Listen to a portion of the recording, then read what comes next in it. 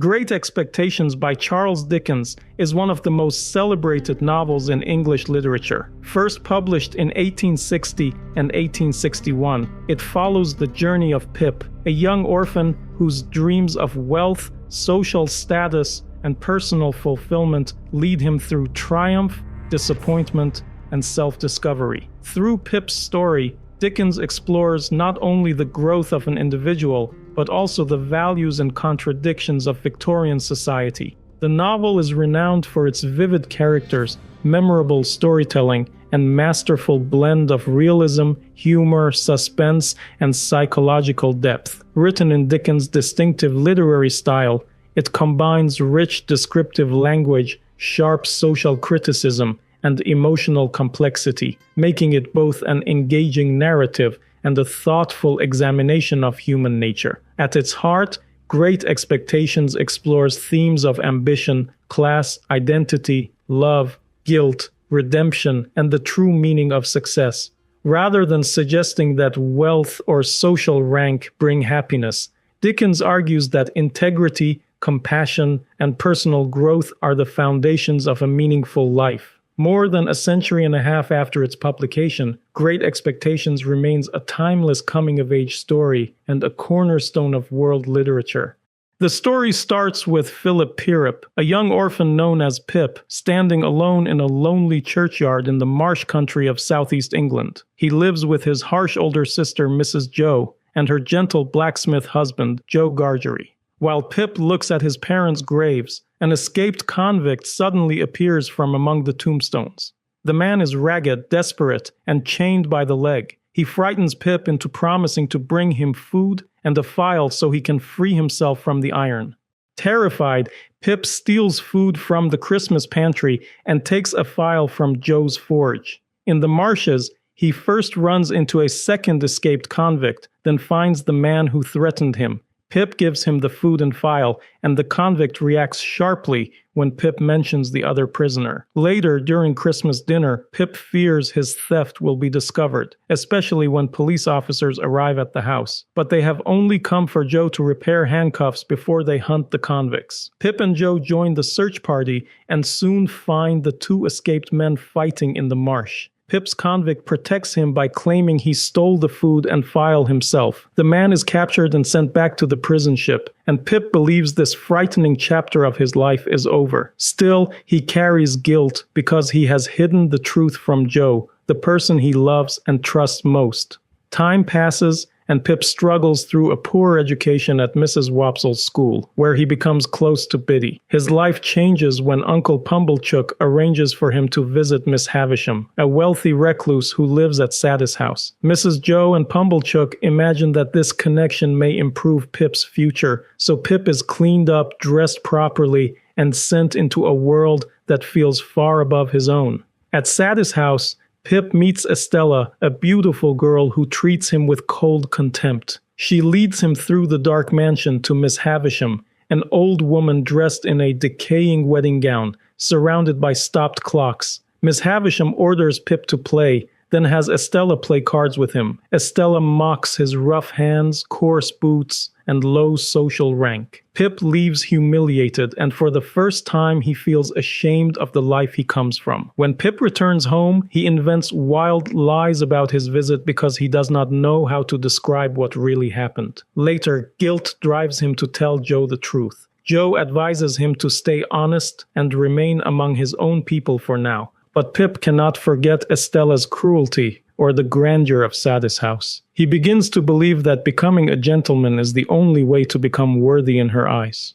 Pip continues visiting Miss Havisham. He pushes her in her wheelchair, plays cards with Estella, and grows more attached to the dream that Miss Havisham intends to raise him up socially. He does not see that Miss Havisham is training Estella to break men's hearts. When Miss Havisham finally gives Joe money to complete Pip's apprenticeship as a blacksmith, Pip is crushed. Instead of feeling grateful, he feels trapped in the life he once accepted. As Pip grows older in Joe's forge, his dissatisfaction deepens. He studies with Biddy and tries to improve himself, but he becomes increasingly embarrassed by Joe's simplicity. At the forge, Joe's worker, Dolge Orlick, adds bitterness to Pip's life. Orlick is rough, resentful, and cruel. After an argument with Mrs. Joe, Joe fights Orlick and defeats him. Soon afterward, Mrs. Joe is violently attacked and left brain damaged. Suspicion hangs in the air, especially when she repeatedly draws a symbol that seems to point toward Orlick. Yet the truth remains hidden.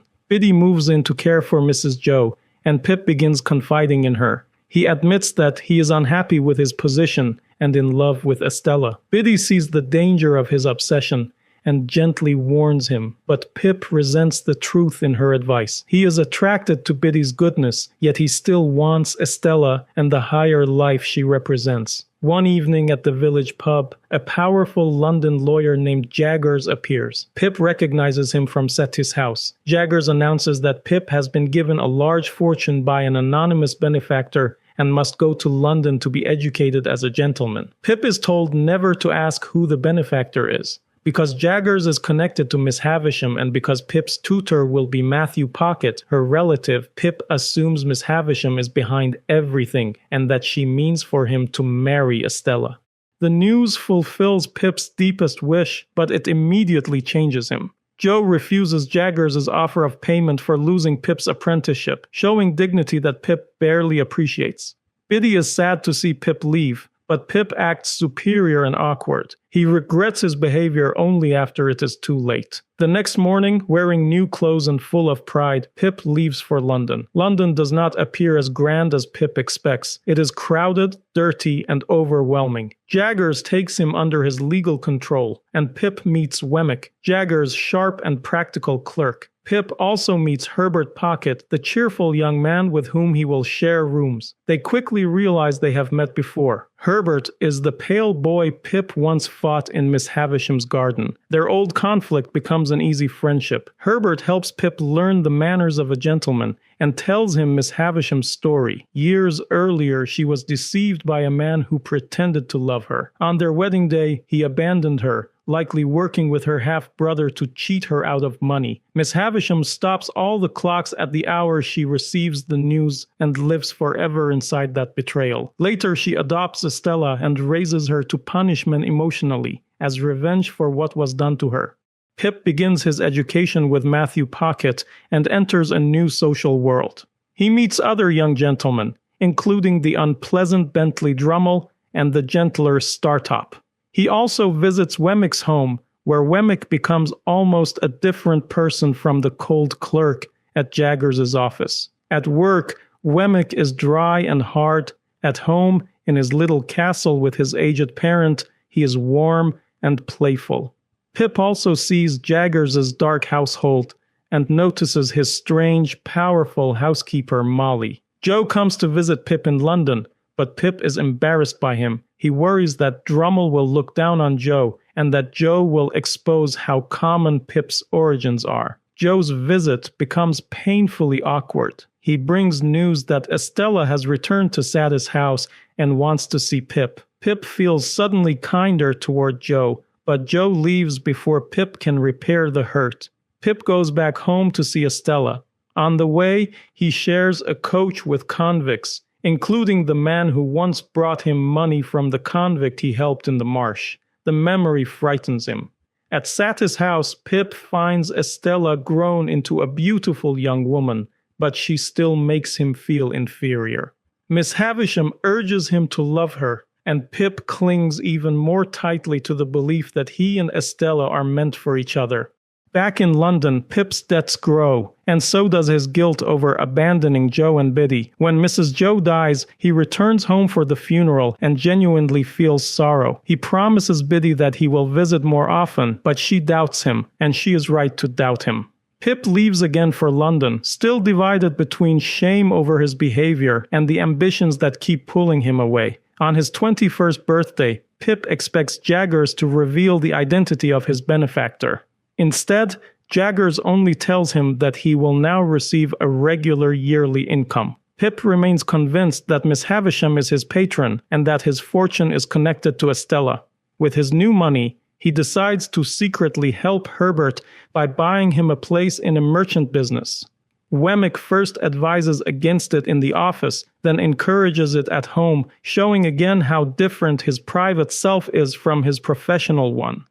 Pip spends more time with Estella in London, but she does not treat him as a future husband. She lets him accompany her while she attracts and rejects other men. Pip sees Miss Havisham press Estella to be cruel, but he also sees Estella turn her coldness back on Miss Havisham. Then Pip learns that Drummle is courting Estella. He is horrified, but Estella reminds him that she has never pretended to love him. This only makes his pain sharper because he cannot stop loving her.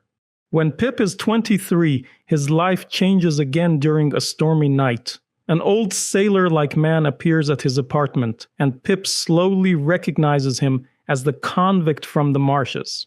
The man is Abel Magwitch. He has been transported to Australia, made a fortune there, and secretly used his wealth to make Pip a gentleman because Pip once showed him kindness as a child. Pip is devastated. His fortune does not come from Miss Havisham, and there is no hidden plan for him to marry Estella. Everything he has believed about his future collapses. Pip is ashamed at first that his rise depends on a rough convict, but he also knows Magwitch has risked his life by returning to England. If caught, Magwitch can be executed. Pip gives him shelter under the name Uncle Provis and confirms the story with Jaggers. When Herbert returns, he and Pip agree that Pip should stop using Magwitch's money and help him escape the country. Magwitch tells Pip and Herbert his history. He grows up poor and criminal because survival leaves him few choices. As a young man, he becomes involved with Compeyson, a polished gentleman criminal who uses his respectability to escape blame. Compeyson once helps destroy Miss Havisham's life by joining in the scheme that leaves her abandoned on her wedding day. He is also the other convict Pip saw fighting with Magwitch in the marshes. Now Compeyson is hunting Magwitch again. Pip goes to Satis' house to confront Miss Havisham and Estella. Miss Havisham admits that she allowed Pip to believe she was his benefactor, though she never promised him Estella. Pip declares his love, but Estella answers calmly that she cannot return it. She announces that she will marry Drummle. Miss Havisham, seeing Pip's heartbreak, begins to understand the harm she has caused. When Pip returns to London, Wemmick warns him not to go home. He learns that Compeyson is pursuing Magwitch, and Herbert has hidden Magwitch at Clara's house. Pip begins to care for Magwitch not as a source of money, but as a human being. He and Herbert plan to move him down the river and get him onto a steamer leaving England. Meanwhile, Pip uncovers Estella's parentage. During dinner at Jaggers' house, he notices Molly's resemblance to Estella and realizes she must be Estella's mother. Later, he learns that Molly was once accused of murder and of killing her own child. Herbert fills in the missing piece. Magwitch had a woman in his past whose story matches Molly's. Pip comes to understand that Estella is the daughter of Magwitch and Molly, though Jaggers has helped hide the truth. Pip visits Miss Havisham again, and she breaks down with remorse. She begs him to forgive her for using Estella as an instrument of revenge and for encouraging Pip's false hopes. Pip treats her with compassion. Soon after, he sees her dress catch fire and rushes to save her. He puts out the flames, but she is badly injured, and Pip is burned as well. Miss Havisham survives for a time, but she is left a shadow of her former self. As the plan to escape with Magwitch approaches, Pip receives a threatening note ordering him to the marshes. He goes alone and finds himself trapped by Orlick, who binds him and intends to kill him. Orlick confesses that he attacked Mrs. Joe and blames Pip for the ruin of his hopes. He also knows about Magwitch through his connection to Compeyson. Just as Orlick is about to strike, Herbert and others arrive and save Pip. Orlick escapes, but Pip has no time to pursue him because Magwitch's escape must begin. Pip, Herbert, and Startop row Magwitch down the Thames. At first, the plan seems possible, but danger follows them. Near the steamer that could carry Magwitch away, another boat appears with police and Compeyson. Magwitch recognizes his enemy and dives at him. The two struggle in the river, and Compeyson disappears beneath the water. Magwitch survives, but is injured and arrested. Pip, now fully loyal to him, stays by his side. Magwitch is tried, found guilty, and sentenced to death, though his illness is already killing him. The government takes his fortune, meaning Pip loses the money that made him a gentleman. But Pip no longer cares about the fortune. He visits Magwitch faithfully and comforts him at the end. Before Magwitch dies, Pip tells him that his daughter is alive, beautiful, and loved. Magwitch dies peacefully, and Pip prays for him. After Magwitch's death, Pip falls into serious illness and is nearly imprisoned for debt. Joe comes to London and nurses him with the same quiet goodness he has always shown. As Pip recovers, Joe tells him that Miss Havisham has died, Orlick has been arrested after robbing Pumblechook, and Biddy has taught Joe to read and write. Pip feels renewed love for Joe, but Joe eventually leaves after paying all of Pip's debts. Pip decides to return home, ask Joe's forgiveness, and marry Biddy. When Pip reaches home, he finds that Satis' house is being dismantled and that Joe and Biddy have married. His hope of marrying Biddy is gone, but he is sincerely happy for them. Humbled by everything he has lost and learned, Pip accepts Herbert's offer of work and leaves England to build an honest life in business. Years later, Pip returns. He has worked steadily, lived modestly, and become more at peace with himself. He visits Joe and Biddy, then goes to the ruins of Satis' house. There, in the misty garden, he meets Estella again. Drummle, her cruel husband, has died, and suffering has changed her. She is gentler now, and understands pain in a way she never did before. Pip and Estella speak quietly about the past, then leave the ruined garden together, with Pip believing that they will not part again. In the end, Pip's journey shows how ambition can distort love, loyalty, and self-respect. He begins as a frightened boy who wants to rise above shame, but he learns that true worth is not found in wealth, status, or the approval of someone like Estella. It is found in loyalty, humility, forgiveness, and the ability to see the humanity in people he once misunderstood.